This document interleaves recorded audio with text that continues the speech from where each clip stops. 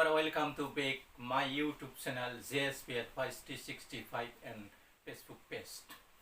आं दिनै नोंथांमोननो मोनसे खोब ट्रेंडिं जाबाय थानाय मोनसे बे फेकनि सायाव बेस खालामनानै दोंसे रोमान्टिक खन्थाइ नोंथांमोननिसिम बावसोमनो नाजादों। बे खन्थाइया स्पेशली गवायाव थानाय सासे सिकिउरिटी सेंग्रा जायनि मुङा पवित्र बसुमतारी आरो बाक्सा अदालगुरि गामिनि सासे लाइमोन समायना सिख्ला फैसालि ब्रह्म वा क'क्राझार हाथिमाथायाव हाबा जाहैनायनि उनाव माबै पवित्र बसुमतारीजों लाभग्रस्त जानानै दिनै नंखाय अन्यायाव गोग्लैनानै माब्रै लाइफआ सिलिंखार जानो थांगासिनो दं बेनि सायाव बेस खालामनानै दोंसे खन्थाइ नोंथांमोननिसिम बावसोमनो नाजानाय जादों। आंनि मुङा थरायना फैसालि ब्रह्म, बाक्सा अदालगुरिनि मोनसे गोरिब नखराव आंनि जोनोम। देरखोन देरनानै आं जोबोर समायना लाइमोन महरनि सिख्लासा जाबाय। जाय सेंग्राया आंखौ नुयो बियो फाग्ला बादि आंनि रिरुप समायना महराव गबयो। सोरबा आंनि फरायसालियाव थांनाय, आंनि थाबायनाय नुयोब्ला नाहरनानै सोरबाया साइकेलजों एक्सिडेन्ट जायो, सोरजोंबा सौदावो। सोरबा सेंग्राया आंनि समायना रमायना सोलेरनि नुथायखौ नुनानै मटर साइकेलजों एक्सिडेन्ट जायो, सोरजोंबा सौदावो। बेबादि महरनि रानि आं फैसालि ब्रह्म। जोनोम गामि आंनि बाक्सा अदालगुरि। गुस्ति बालें मेगन बेरसां नायनो मोजां सासे लाइमोन हायना गोनां सिख्ला आं। बयबो बुङो आंखौ महरनि रानि। नोंखौ नायोब्ला सोरगोनि मोदायजो रम्फा मेनकायाबो माथो हाबावा। बाख्नायजा आंनि खर'आ बेसेबांबा गिदिर जादोंमोन। बिदिनो देरखोन देरनानै आंनि देहा सोलेरनि रिरुप अंगफ्रा साफ्रोमबो सेंग्रा लाइमोननि मेगनाव हायना मुलि जानानै फैयो। आं मिनिबा लायनो समायना रमायना फामि बिबार गन्धराज साबार गेवलाङो।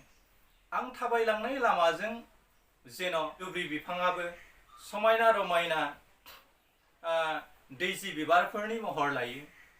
आं आखाइ सिबै सिबै आसान ख्रिं ख्रिं सोगाबनानै थाबायलाङोब्ला बयबो सानो हनै खैना सान्थि मोदायजोआसो जोनोम लाफैबाय नामा बिब्दि।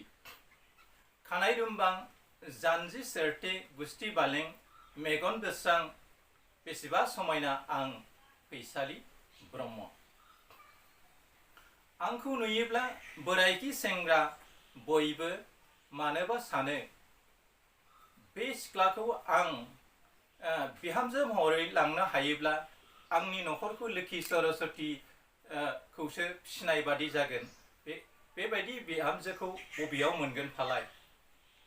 नायनो समायना गन्थं जंजिर, मेगन बेरसां, गुस्ति बालें, खावलाय फावदुर, रुम्बां खानाय, जानजि सेरथे, बि थाबायलांनाय लामाजों जेन' समायना रमायना बेसर बिबार, दैजि बिबारफ्राबो बारफावलांनाय बादिसो नुयो माथो। आं समायनानि फुजारि फैसालि ब्रह्म। बयबो बुङो आंखौ महरनि रानि। आथिखालाव आं बड'लेण्डनि सुइजारलेण्ड क'क्राझारनि हाथिमादायाव आं जुलि जाहैबाय। आथिखालाव आं आदा प्रमद बर'नि सुइजारलेण्ड हाथिमादायाव जुलि जाफैबाय। सासे सेंग्राजों, जाय सेंग्राया आंखौ आलो गोजोनै मिनि खुसियै लाखिदोंमोन। जोंहा दिनै बिसि फिसाय सानैनि अननायाव सानै गथ'नि बिमाबो आं जाबाय। आं फैसालि ब्रह्म। आंनि फिसाया आंखौ आलो गोजोनै मोनसे समाव माइ गायनाङा फुनाङा, सान्दुं अखाजों सिजानाङा बेसेबांबा आदोरै लाखिदोंमोन आंखौ गावनि थालानै थालाथाम बिल्डिंआव। मालाबाबो आं सान्दुं अखा सिजानाङाखै। मालाबाबो आं माइ गायनाङाखैमोन, मालाबाबो आं दिंखि उवालजों गेलेनाङाखैमोन। थोरसि लुथाखौ सिन्थायनो मावग्रा रुवाथिफ्रासो मावोमोन। कल खालामबानो मावग्रा मानसिनि आंहा आंखाल गैयामोन। आं थरायना फैसालि ब्रह्मनि जायगायाव आं मुस्लिमा फैसालि ब्रह्म आं जाफैबाय। हाथिमाटानि मोनसे प्लटआव आंनि फिसाया समायना रमायना दालान लुनानै खावसे न'नि रुमफोरखौ न'नि मानसिफोर थाग्रा आरो खावसे न'नि रुमफोरखौ फालांगिनि थाखाय खालामना गलाबो गायसनना होदोंमोन आंनि थाखाय। आरो आं फिसायखौ खावलायनाय बादि आंनि फिसाया आंखौ अननानैनो गोजौ थालायाव गंसे जिमनि बिजनेस सेन्टारबो खुलिना होदोंमोन। बेजों आं मोनसे बुब्लियाव खोब मोजाङै बिजनेस मावदोंमोन आरो आथिखालसिमबो मावबाय थादोंमोन।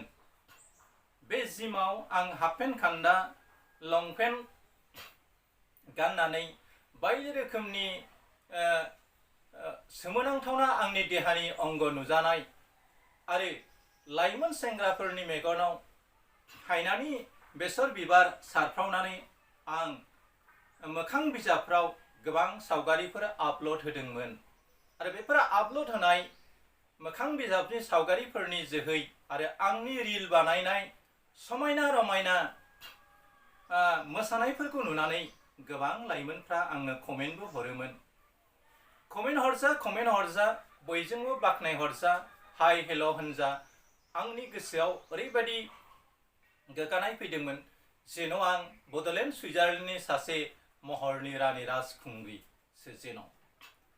गोरोन्थिया बावहायसो जाबाय आंहा दिनै गावनि असे फिसाय जाय आंखौ सान्दुं अखा सिजा होआखैमोन, जाय आंखौ माइ गायहोआखैमोन, जाय आंखौ उवालाव माइरं खुहोआखैमोन, जाय आंखौ ओंखाम बोथिसे संनानै जानायावबो आंखौ माना खालामदोंमोन, जायखौ मालायफ्रानो संनानै खुरनानै जाहोयोमोन।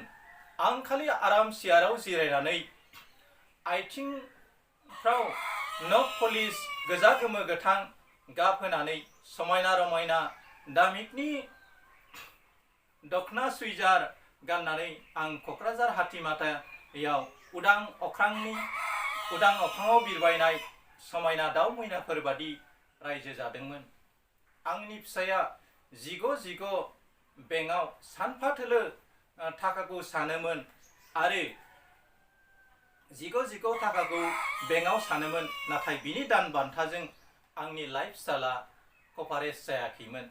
जायनि जाउनाव आं दिनै सानबाय आंनि फिसाया बेंकआव मावबालाय मा जानो, बिनि राङाथ' बेंकनि गासै थुबिल राङाथ' आंनि फिसायनि नङा।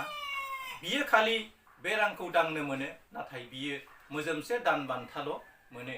नाथाय आं जाबायदि लाइफ स्टाइलखौ लुबैयो, आं जाबायदि लाइफ स्टाइलजों फरेन कान्ट्रिफ्राव फ्लाइटजों बिरलांनानै उदां अख्रांनि दाउ मैनाफोर बादि समायना जिउ दानो लुबैयो, बेखौनो आंनि फिसायया आंनो दिनैसिम होनो हायाखै। बेनिखायनो आंनि गोसोआ सानबाय सुइजारलेण्डनि सासे महर गोसा पबित्रआ आंनि रैरुब समायना महर मुस्रिखौ नुनानै दिनै फाग्ला जाबाय। अखानायब्लानो बियो आंनो SMS हरो, फैसालि माबोरै दङ, नों मोजां ना? ओंखाम जाब्लाबो दै लोंब्लाबो उन्दुब्लाबो आंनि डिजाइनार हाउसफोराव आङो बिजि जाब्लाबो आंनि बिजनेसफोरजों आं एंगेज जाब्लाबो फैसालि नोंनि रैरुब महर मुस्रिखौल' आं मानोबा गोसोखांसै। नोंनि मिनिनाय, नोंनि खुद्रिनाय, नोंनि रैसुमै रावफ्रा आंनि गोसो गोरबोखौ आवलि होबाय फैसालि। नों राजि जादो फैसालि, आं नोंखौ जुलि खालामसिगोन। नों राजिबा आङो नर्थ इस्टआव थांनानै नोंखौ लानानै फैगोन आरो सुइजारलेण्डआव सानैजों राजा रानिफोर बादि जिउ खांगोन आरो आंनि आइ आफानि करोड़ थाखाफोरखौ बाहायनानै सानैजों गेदेर बिजनेस मावनानै समायना संसार जागोन आरो जरासे जारौखौ लानानै फ्लाइटजों अख्रां सायाव बिरबायगोन आरो समायना गोजोन संसार जागोन। बिनि खोथाफ्राव आं दिनै एसे गाबोन एसे गब'नानै दिनै आं फैबाय पबित्र बसुमतारीजों गोथार जुलिनि दौलेंखौ बोजोबनानै खाफालाव गोजा सिन्दुर लानानै आं सुइजारलेण्डनि बिबार बारियाव राजा रानिफोर बादि पबित्रजों जिउ खांनो। नाथाय आसखान्दा जिउनि आसखान्दा मिजिंसो जाफैबाय आं नाथाय पबित्र बसुमतारीनि नंखाय अननायाव गब'नानै दिनै गवायाव आङो खुनथुलाफोर बादि गोजाव फैनांबाय। नुनो मोनबाय सासे सिकिउरिटि गार्डसो, बेहा 10 करोड़ थाखा गैया, बेहा खालि दङ गावनि दान बान्था आरो गावजों लोगोसे दङ बेनाव नंखाय अननाय, जाय आंखौ सानफ्रोमबो ओंखाम जानायाव, दै लोंनायाव, उन्दुनायाव जिखि समावनो बियो आंनि रैरुब महरखौ बाख्नाय बाख्नाय आंखौ मुहिनि फोनांदोंमोन। आं दिनै गावनि असे फिसा गसे फिसायखौ गारनानै आं दिनै गवायाव फैबाय। नाथाय आङो सुइजारलेण्डनि समायना बिबार बारि आरो सुइजारलेण्डनि डिजाइनार पबित्र बर'नि गोथार अननायखौ लानानै बिनि 10 करोड़ थाखानि लबाव आं फैनानै दिनै आं गोजाव नांबाय। क'क्राझार हाथिमाथायाव थानाय समावबो आं गोबां सेंग्राफोरजों बेड पार्टनार जादोंमोन। नाथाय थेवबो आंनि फिसाया आंखौ जेबो बुङामोन। आङो सारान होजानाय मोसौफोर बादि बैजों थांनानै गोबां एन्जयमेन्ट लायोमोन। नाथाय बेखौ सहायनानै आंनि फिसाया गावनि गथ' गथाय आरो गावनि बेंकआव मावनाय मान सन्मानखौ लानानै आंखौ जेबो होआमोन। बेबायदिनो थाङै थुङै आं दिनै पबित्र बर'नि अननायाव आं गोजाव फैबाय। आंहा उन दाहा फैबाय। नंगौ, आंनि फिसाया आंखौ बेसेबा अनोमोन, मोजां मोनोमोन, बेनि अननायखौ आंनो नांफिनगौ। आं बड'लेण्डनि सुइजारलेण्डआव थांफिननानै क'क्राझारनि हाथिमादायाव आंनि जरासे जारौ गथ' गथायखौ लानानै आं फिन बड'लेण्डआव सिगांनि बादिनो आंनि बिजनेसखौ मावनानै आंनि फिसायखौ सिबिनानै आं फिन रायजो जाहैनायनि सिमांखौसो आं रोमै रोमै दा गोसोखांहरफिनबाय। जानायाव उन्दुनायाव आं आंनि गथ' आंनि फिसायखौ गोसोखाङो। नाथाय पबित्र बसुमतारीनि नंखाय अननायाव गब'नानै आं दिनै मायानि जेयाव गब'नानै दिनै आं डिभर्स होजानो गोनां जानाय मासे दुखुथिया दाउ मैना। लोगोफोर, आं फैसालि ब्रह्म अन्नानै नोंथांमोनखौ खावलायो जाहाथे नोंथांमोना नुवा खोनाया सोरबा सेंग्रानि महराव गब'नानै जाहाथे नंखाय धोन दौलतनि लब दिन्थिनानै नोंथांमोना गोजावा। आं फैसालि ब्रह्म बादि नोंथांमोननि जिउआ दाहादि दाजाथों। रोजा रोजा बर' बिमाया आं बादि थगायजानानै दा गावनि समायना संसारखौ दा खोमाना लाथों, बेखौ खावलायबाय।